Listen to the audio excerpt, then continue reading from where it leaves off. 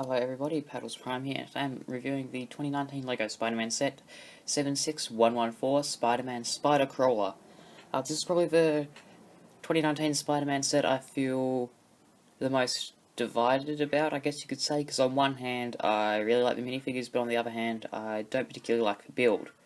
Well, at least I didn't particularly like the build till I actually got the thing. It's pretty cool in hand. But yeah, when it was first revealed I didn't particularly like the build, although I did like the minifigures. I just kind of said that just before, but in a different way. Anyway. Onto looking at the box. You've got a flap here, Spider-Man, got a picture of Spider-Man, says Marvel down the bottom. Top, picture of Spider-Man 2099. Some stuff in other languages, Spider-Man. On this side, Marvel, bunch of stuff. And on the bottom, barcode, copyright stuff, Marvel. And on the back of the box, you've got a picture showing off all the play features. Yeah, basically it's just a box. It's pretty much a standard LEGO box, although it is a bit smaller than what we probably have gotten had this set been released a few years ago, which is pretty cool because it means it's saving resources. But yeah, anyway, on to looking at the actual set. Now the main part of this set is obviously Spider-Man Spider Crawler, and like I just said, I wasn't too excited for it when it was first revealed. However, I have grown on it since I found out it can do this. There's a fairly simple mechanism. Basically it's just using a lot of ball joints and Technic pins, and the whole thing is controlled by a single wheel down here. But yeah, it's pretty cool how it can do that. You can angle the limbs around a bit if you wanted to. Just make it a bit more, natural looking, I guess, even though it's a machine, so it doesn't really need to look natural. It has got a kind of spider face down here with two stud shooters, and it has got another shooter on the back which has one of the Nexo spider type pieces on it, and it's at an angle, so it's an arcing shot kind of, designed to take out aerial targets. So I'm guessing the Vulture, because he's included in this set, which you would know because you just saw the box. But yeah, it's a cool thing. It's a bit of a novelty. But yeah, I do kind of like it now that I've actually got it. It has grown on me. But yeah, that's the actual Spider Crawler. There's not really a huge amount to talk about other than that it's got a pretty cool gimmick, I guess you could say, and although it has some stud shooters on it, there's not really a huge amount to talk about. Like I just said, I'm just repeating myself, so I'm just going to go on to the next part of the video. Here is the new Sandman figure, and he is built up with a lot of parts to produce a base type thing for him. He has a big hammer as well. He's as a sand monster here, so yeah, that's pretty cool. We haven't gotten a proper Sandman before. We've just gotten. There's only ever been two Sandman figures before this one, and both of them were just normal Sandman with one arm that was kind of sand-colored, and that was it. So this is pretty nice. He's got the Nexo Shield Guardian Rock Monster thing, forget what they're called, base in tan and dark tan. And that's how they kind of made up the base. He is not really capable of standing with the hammer without being attached to the base, see? But I'll just take him to the side for a second so I can show off the actual base. It opens, and the instructions tell you to put a red gem and a blue gem in it, which I guess is a thing. The set also contains a green gem in a canister. Again, there's not a whole lot to talk about with this piece here either. So we'll just put that back off to the side, close this up, and put Sandman back on. If you watched my last video, I said that Carnage is my absolute de facto favourite Spider-Man villain.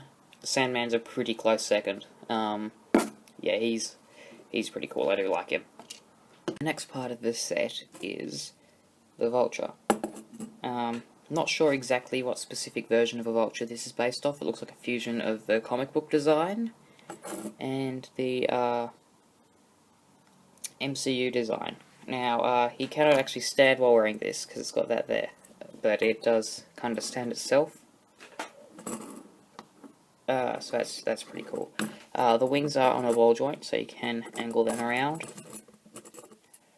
And you are able to move these parts up and back down, and these parts down a little bit. Actually, that's a bit more than I thought.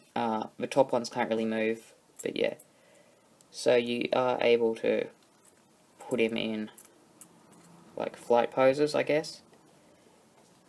And that's pretty cool, because the last non-movie Vulture figure we got just had solid wings. Yeah, now I said I don't know which specific version of a Vulture this is. It looks like it's a fusion of movie and comic. I've seen some people say it's Ultimates, but I'm pretty sure Ultimates Vulture never wore an outfit like this. Although it'd be kind of funny, again, considering that, if you saw my last video, the previous Spider-Man figure from 2012 was Ultimate Spider-Man, and this year's Miles Morales figure is Ultimate Spider-Man Miles. But, yeah, if this is also Ultimates, it's pretty funny, because you got the wrong Spider-Man figure. But yeah, take the Vulture away. And the last part of the set is $20.99, and I'll show him off without these obnoxiously large web things. It means he can't really stand up too good. Although I do like this design even better than a lot of the other designs of web type things that we've gotten so far. Here is the new design Spider-Man figure, same as the one in the bike set, Bike Rescue. If you want an in-depth comparison of this one between the older 2012 Ultimate style one, that's in my previous video. But yeah, this figure is a pretty good figure. He's got dual molded legs, no arm printing, although the torso print is pretty good, the head print is very good, and the back print is also pretty good. It's pretty much just the same as the previous one. But yeah, anyway, that's pretty much it for Spidey. And here we have Spider-Man 2099 for the first time ever in LEGO, and you can't really see it on the figure from the camera, but there is extremely detailed little spots. I'll see if I can move them up closer to the camera and see if that shows it a bit better. But yeah, this is the 1992 classic version of him. But yeah, there you go, there's the little dots on him. Like comic book art, how it used to have the dots back in the day. And on his back he also has the dots, same as on the back of his head, and that's really cool, I think.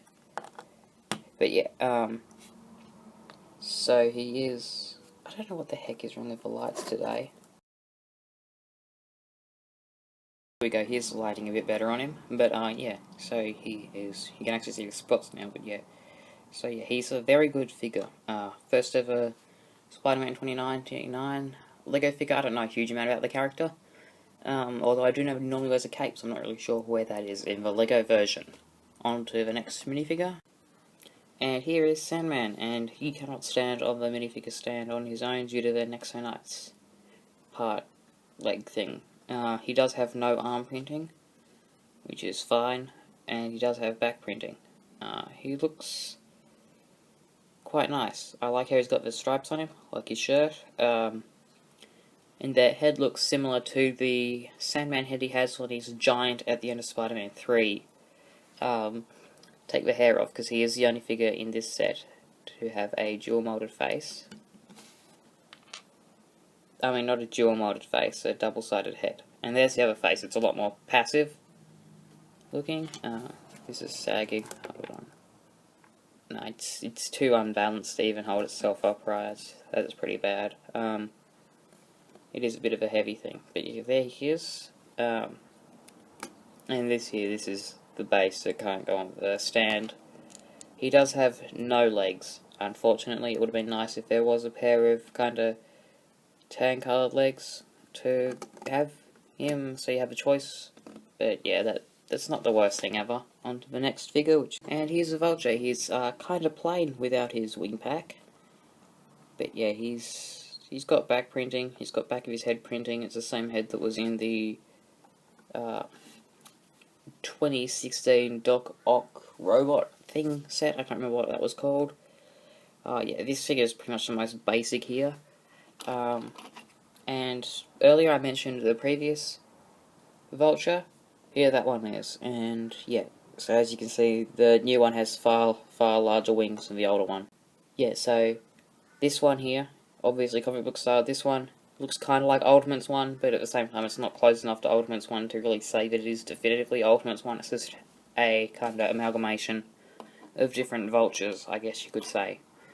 Yep, final verdict and spare parts up next. So yeah, this set, it has grown on me since it was first revealed, and yeah, it's actually a fairly good set. I do like it, actually. I wasn't really expecting to. I was expecting to think it was kind of a disappointment, but yeah, it is actually a fairly decent set.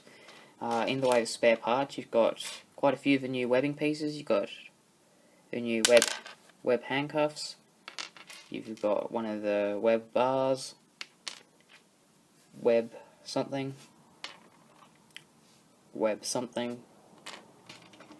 and one of the web bars in a different style.